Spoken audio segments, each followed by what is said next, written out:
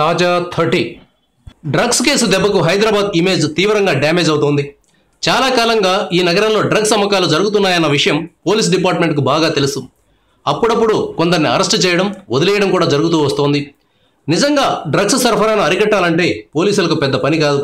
చాలా నేరాలు పోలీసులకు తెలిసే జరుగుతూ ఉంటాయి. డ్రగ్స్ కూడా ఇందుకు మినహాయింపు కాదు.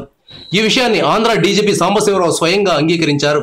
పోలీస్ డిపార్ట్మెంట్లో కొందరు అధికారులు డ్రగ్స్ సరఫరా చేస్తున్న వారికి సహకారం అందిస్తున్నారని తెలిపారు.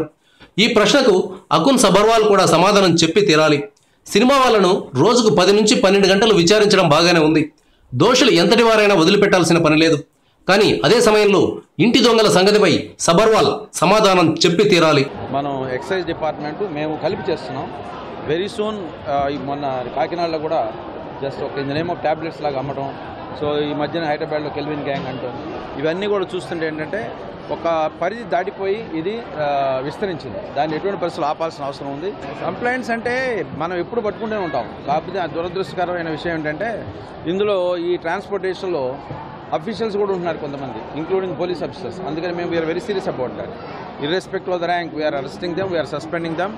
మా వైపు కంచే చేయడం వేయకూడదు కాబట్టి చాలా జాగ్రత్తగా ఉండాలి. ఇది కొంచెం అంటే లాట్ ఆఫ్ మనీతో కూడుకున్న విషయం కాబట్టి కొంత ప్రలోభాలకు లొంగిపోతారు. కానీ otherwise our job is to see that this menace is control.